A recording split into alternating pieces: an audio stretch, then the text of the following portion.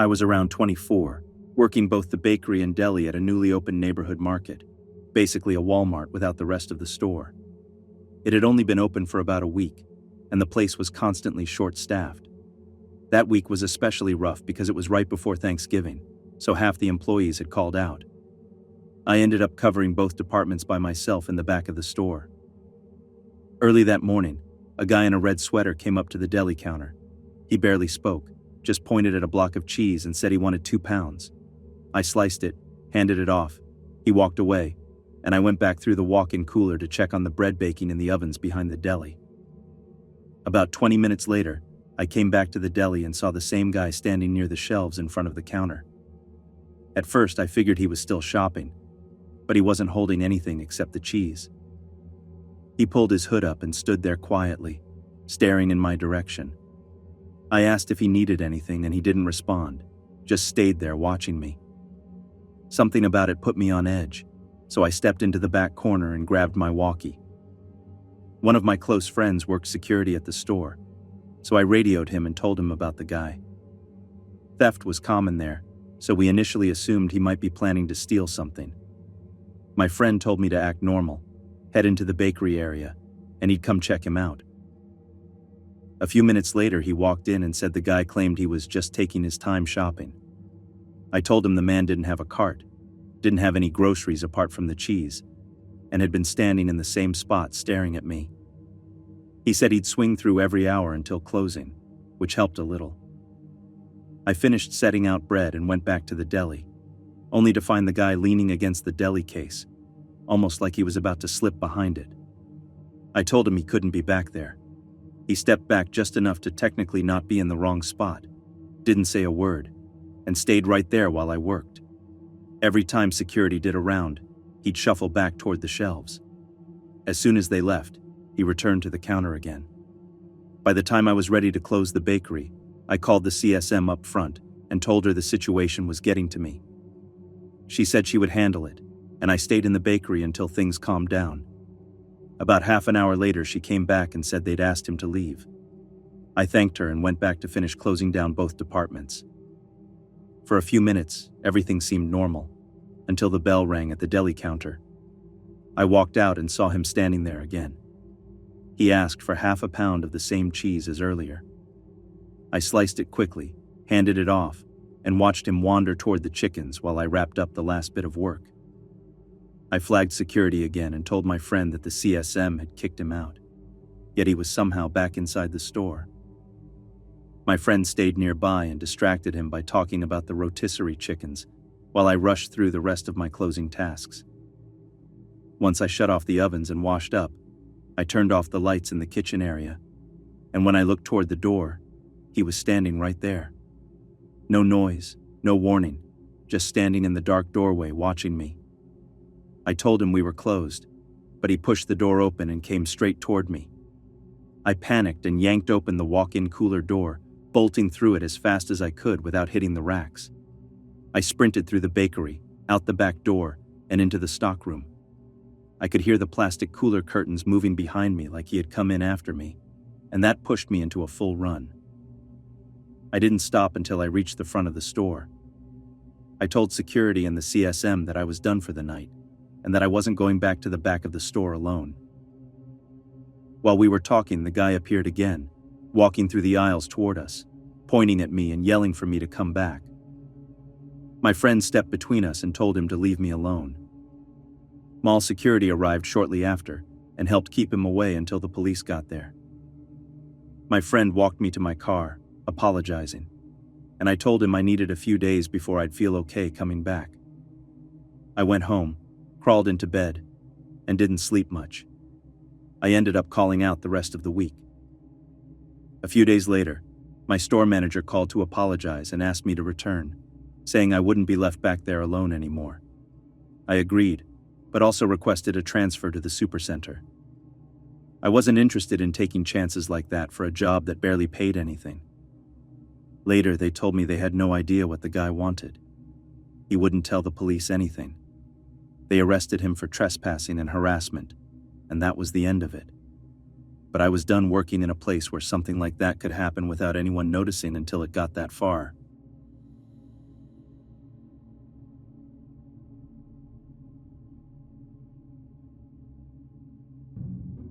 2 years ago, when I was still in high school, I was working evenings at one of those paint-your-own pottery shops, wedged between a nail salon and a pizza place. Anyone who's worked somewhere like that knows the mix of sweet and absolutely unhinged suburban moms you get on a daily basis. But that's a whole separate stack of stories.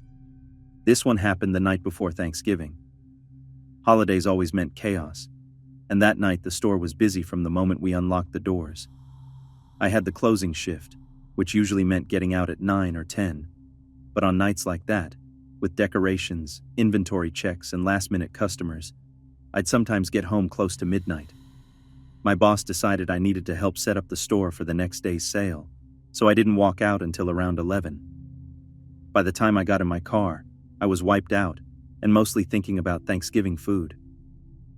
I called my mom on the drive home like I always did, partly to chat and partly because she had this ongoing fear that one of the pizza delivery guys from next door would try something in the dark parking lot. She didn't answer, but my older sister was home from college, so I figured they were catching up. When I pulled into the driveway, the living room lights were on like usual. My parents were the type who hovered. They liked knowing I was home safe, so someone was always awake. I usually avoided digging through my bag for keys and would just ring the bell, but when no one came to the door, I sighed and fished around for them. As soon as my key slid into the lock, I felt the door move a bit. It had been unlocked the whole time. That didn't make much sense for my parents. I pushed the door open and stepped into the living room. Everything was lit up, the TV was still on, and nothing looked disturbed, but the space felt oddly vacant. I stood there for a moment because the quiet didn't match my house at all. I grew up with 3 siblings and 2 loud parents. Silence wasn't something we ever had. I called out for anyone, expecting a quick, "We're back here," but nothing answered. I walked through the kitchen to the hallway and checked my parents' room first. Dark, empty. Then my younger sister's rooms. Same thing. My 8-year-old sister definitely wouldn't be gone at 11:30 at night. I tried calling my mom again. That's when I heard a small sound from the kitchen. Not anything dramatic, just enough to make me stop. I walked back in and peeked around the corner, and there was still nobody. But both of my parents' phones were sitting on the counter. Neither of them ever went anywhere without their phones. Seeing them just sitting there made everything feel even stranger. At that point, I couldn't think of a reasonable explanation, and the whole scene felt off. I grabbed the biggest kitchen knife we owned and ducked into the pantry while trying to call my older sisters. Neither picked up, which wasn't normal for them at all. It hit me that my whole family had basically vanished without a trace, and no one was answering anything. I went back out the front door and sat in my car with the knife beside me, trying to come up with any logical chain of events that made sense. Every idea fell apart. I figured I should at least check the garage and backyard before calling the police, even though the thought of going back toward the house made me uneasy. Our backyard was basically swallowed by plants. Big palms, tall hedges, all kinds of overgrown landscaping. And because of that, you couldn't see anything from inside once it got dark. The only thing visible at night was the pool light glowing different colors. When I walked around the side of the house to the garage window, all the cars were still there. I tried listening through the gate to the backyard, but it was completely silent. The pool wasn't even running. Only the color-changing lights were on their timer. I tried calling for our cat, partly out of habit, and partly because if my family had been somewhere back there, they would have heard me without giving away their location to anyone else. Nothing answered. That was when I gave up on checking and drove straight to my friend's house. She could tell from the way I came in that something was wrong. I tried explaining everything to her, and even though I could see how bizarre it all sounded, she stayed up with me while I tried calling neighbors. Nobody had seen my parents or my siblings, and everyone seemed confused that I was even asking. Around 1 a.m, I suddenly got a call from my oldest sister asking me to open the gate for her because the neighborhood security line had rung the house phone. She wanted to know why I wasn't home. At that point, I was exhausted and frustrated and confused, but I drove back and met her. She told me she'd been picked up earlier by friends, that my younger sisters were at a church overnight event, and that they had probably fallen asleep early. When we walked into the house, my parents were sitting in the living room asking where I had been and why I was getting home so late. Apparently, they had been in the pool and hot tub for a couple hours. They acted like everything was normal. What confused me then, and honestly still confuses me now, is that there was no sign of anyone in that backyard when I checked. You can't use the hot tub without the pump running, and when I was outside earlier, it was completely silent. No water noise, no movement, nothing. And yet they insisted they had been out there the whole time, and that I was the one who somehow missed them. Even now, I'm still not sure how the timing, the silence, the phones left out, the unlocked door, and the empty rooms all lined up in a way that made the house feel completely abandoned. It's one of the strangest, most unsettling moments I've ever had, and I've never been able to make sense of it.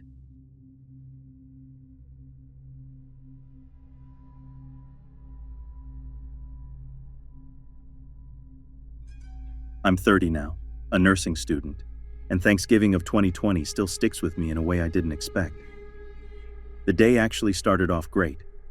I'd passed one of my exams with an 86, spent a pre-holiday evening with my boyfriend and his family before he left for a CAL FIRE base, and I stayed over at my brother's place that night. By the next morning, around 8, I headed home.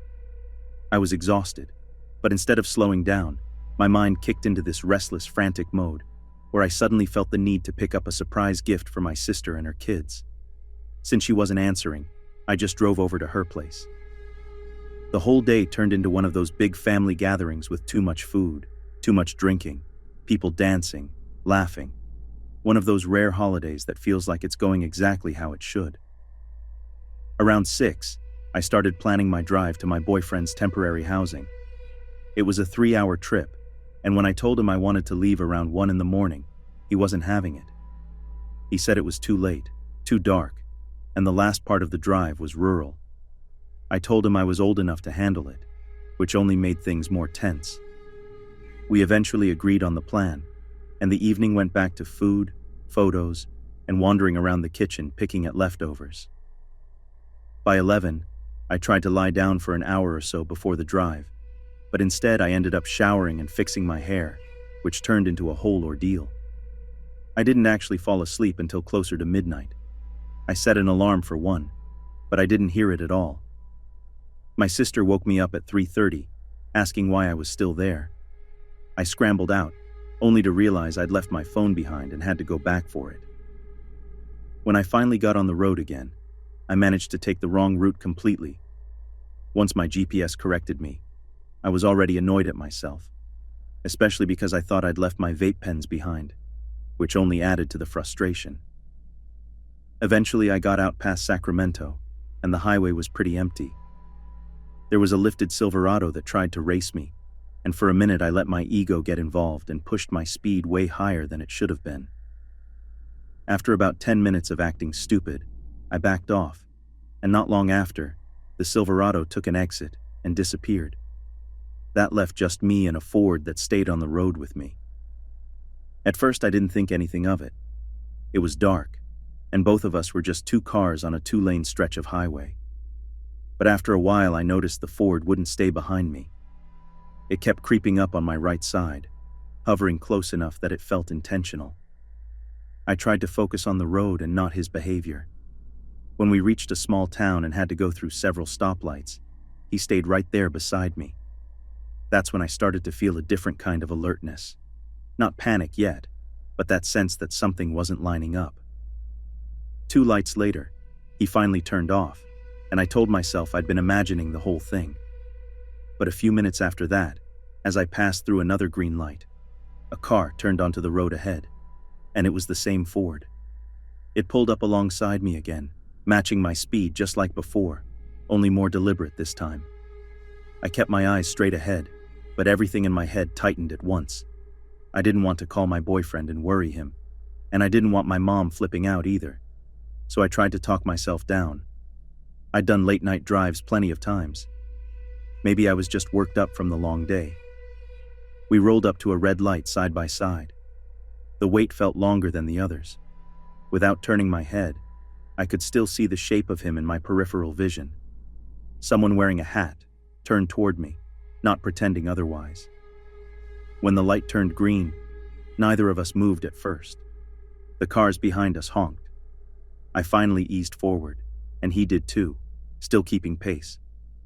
I spotted 2 trucks ahead going slow and figured if I could get around them, he might give up. When I sped up, so did he. When I tried to pull off to pass the trucks, he mirrored every move. Eventually, he ended up behind me, following so closely I could barely see his headlights. I pushed my speed up to 90, then higher when I realized he was still coming. My only goal was to get enough distance for the trucks to act as a barrier between us. I cut in front of one of them, and in my rearview mirror, I watched him try every possible angle to get around them, weaving left and right, blocked by oncoming traffic and the narrow shoulder lined with trees. When his headlights finally disappeared far behind me, I didn't slow down for a long time. Even after I dropped back to normal highway speed, I was still shaking. I stopped at a gas station with a lot of people around because I couldn't shake the feeling he might still show up. When I walked inside, everyone looked at me like they weren't sure what they were seeing. My makeup was smeared from crying, and my hands wouldn't stop shaking when I tried to pay for my coffee and smokes. The rest of the drive felt endless. I kept checking my mirrors, kept telling myself I was almost there. When I finally made it to my boyfriend's place, he could tell immediately that something was wrong. Once I told him, he just pulled me in and stayed with me until I stopped shaking. I didn't study that day. I barely got out of bed. My head hurt for hours afterward. He told me straight up that he didn't want me doing late-night drives anymore, especially not through rural areas. And honestly, I didn't argue. Even now, days later, I'm still hesitant to go out after dark. I know I'm an adult, but that night made it clear that it doesn't matter how old you are. Driving alone through empty areas leaves you vulnerable in ways you don't really think about until something like that happens. There really are people out there who see a lone car on a dark road and decide to turn it into something else.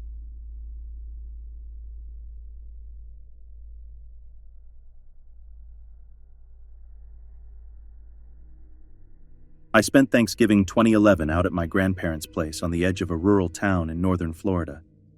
Their property sat next to a long stretch of road surrounded by pastures and pine trees. The kind of place where the nearest neighbor was a mile away, and everyone still waved when they passed you. Dinner had been huge, the kind where you eat too much and end up leaning back in your chair wondering why you went for seconds. I had to make the drive back up to school in Tallahassee that night, so before getting on the highway, I stopped at the small gas station near the town center, the only one open that late. I'd just finished topping off my tank when a woman walked up to me from the side of the building. She looked worn down, with messy bleached hair and clothes that looked like they'd been through a lot. In that part of Florida, you run into all kinds of people, so I didn't think much of it at first. She told me her car was out of gas and pointed to an old sedan parked crookedly near the store window. She asked if I could spare some money so she could get home. Normally I turned down those requests, but it was Thanksgiving weekend, and I guess I was in a generous mood. I told her I'd put a few dollars of gas in her tank. That's when things started to feel off. She kept insisting she needed the money itself, not the gas. She told me the car wouldn't make it to a pump, and that she didn't want to move it. I should have left, but I was still trying to be polite. I told her if she had a gas can, I'd fill it up for her. After arguing back and forth, she finally went to the car and brought out a red plastic container. I started filling it, trying to get it done quickly. She stepped closer to me and asked if I had a girlfriend. I told her no and tried to keep the conversation short. She said she wanted to thank me properly for helping her out and asked if I wanted to follow her somewhere. I turned her down immediately, but she stayed right next to me, touching my arm, talking in this slow, strange way that made the whole situation feel heavier by the second. When she offered to meet me behind the station for something sexual, I stopped what I was doing, set the gas can down, and walked straight back to my car. I didn't say anything. I just got in and drove off. A little later, once I was back on the main road, I called my mom to tell her about the weird interaction. She listened for a moment, and then asked if the woman had tangled blonde hair and looked like she hadn't slept in days. When I said yes, she told me to hold on. She came back a few seconds later and said the woman had been on the local news earlier. She wasn't just someone down on hard times. She was a well-known sex worker in the area who'd been involved in some kind of chaotic situation at a party. According to the reports, something had gone wrong with one of her clients, and during the chaos, her baby had ended up being left under some bushes in town. Neither she nor the client had called the police right away, and both of them had been taken into custody. I remember sitting there on the highway trying to wrap my head around it. 10 minutes earlier, I'd been talking to her in a parking lot, thinking she was just someone who needed a little help. Instead, she was tied up in something far more chaotic and unpredictable than I realized. I finished the drive back to school feeling wired and uneasy, replaying the whole thing in my head and realizing how quickly a harmless favor turned into something far stranger than I expected.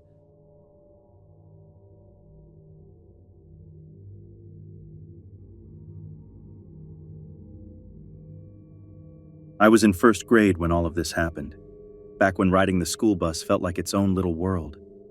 Most of the seats were filled with kids my age, noisy and restless, and we had the same bus driver every day. The only person on that bus who wasn't a small kid was this teenage boy from the high school. He wore a cowboy hat every morning without fail, and one day he patted the seat beside him and told me to sit there. He said he'd been asked to help the bus driver keep the younger kids in line. At that age, I didn't question it. After that, he made a habit of saving a spot for me. He'd hand me candy before the bus even started moving, slip quarters into my palm so I could buy snacks at school, and talk to me like I was older than I was. He told me constantly that I was smarter than the other girls in my grade, that I seemed different. He would bring sketchbooks too, and flip through his paintings for me. They were always of women, mermaids, dancers, women lying on rocks or underwater, and none of them were wearing much of anything. I didn't fully understand what I was looking at, but I felt proud that someone trusted me with something he treated like grown-up art. This went on every morning until Thanksgiving break. My break was spent at a friend's house, and the most exciting part of the whole visit was discovering that her mom had a laminating machine. We spent hours drawing pictures and watching them come out sealed and glossy. When I got home, I was still riding that happy feeling, and I didn't think anything strange had happened while I was gone. Not until Thanksgiving dinner. My mom brought it up in the middle of the meal. She said in a sharp, frustrated tone that one of my friends had stopped by looking for me while I was away. She didn't name him, but the way she said it made something click in my head. I knew it was the boy with the cowboy hat. I lost my appetite almost immediately. I didn't understand why I felt embarrassed or confused, just that something about the whole thing felt wrong. I pushed the memory away for years. Then, much later, I was talking to my sister about that Thanksgiving, and she filled in the parts I didn't know. The boy hadn't just stopped by. He had driven his own car to our house while my aunt was babysitting. He knocked on the door and asked for me by name. When my aunt asked what he wanted, he told her he'd come to take me on a date. A first grader. My aunt didn't just shut the door. She ran after him as he went back to his car, yelling at him all the way down the street, promising she'd make sure he never came near me again. And apparently, he never did. When school started back up, he simply wasn't on the bus anymore. No explanation, no goodbye. Just gone from one week to the next. Looking back, I can't believe how normal it all felt to me at the time. I thought I'd made an older friend. The adults around me understood something I didn't, and I'm grateful they stepped in when they did. I shudder to think what his plan had been when he showed up at my house that day.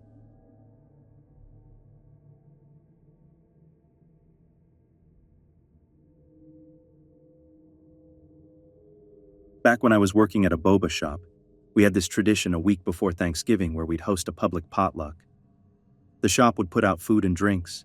People could buy boba if they wanted to, and everyone else was welcome to just hang out. It usually brought in a good mix of regulars and new faces, and it always ended up feeling more like a neighborhood gathering than anything official. I wasn't scheduled to work that day, but I stopped by to spend time with some coworkers who were off too. I'm not shy, so I drifted into conversations pretty easily, and at one point I ended up talking with a pair of siblings who had shown up together. They were friendly, lived close by, and we all had enough to talk about that it didn't feel awkward. I connected a bit more with the sister, so when the night wrapped up, I gave her my number. The idea was that she and I might hang out sometime. Nothing more. Later that night, I got a text from a number I didn't recognize. It was flirty and out of nowhere, and it didn't take long to figure out the sister had handed my number over to her brother. After that, both of them started messaging me, but he was the one pushing it. His texts went straight into sexual territory, getting bolder with each one. He kept asking if I wanted to date him or if I'd consider something casual, and when I made up a boyfriend to get him to back off, he brushed it aside like it didn't matter. I told him no repeatedly, but he kept trying anyway. At the time I was 16, he was 21, and he knew that. I stayed polite because I worked closing shifts and didn't want to set him off. The shop's parking situation didn't help. There was a small lot behind the building that was always dim and quiet, and it's where I had to take trash out at the end of the night. It wasn't a place I wanted someone fixated on me to show up. I also didn't carry anything protective back then, and while I'd trained in martial arts for years, I understood perfectly well that strength can still beat technique if someone really intends harm. One of my male coworkers had been talking with me and the siblings that day, so I eventually told him what had been going on. After hearing everything, he started waiting for me after closing so I wouldn't have to walk out alone. Usually it was just me and my manager finishing up, and she was tiny, sweet, but not exactly someone who could help if things went sideways. The guy kept texting for months. I ignored him, blocked him, and he'd find a way around it. I started parking in front of the shop so I didn't have to cross the back lot alone, and every night I left work tense and alert, just wanting to get to my car quickly. Eventually I quit that job for unrelated reasons, but the relief I felt the day I didn't have to think about him anymore was something I still remember.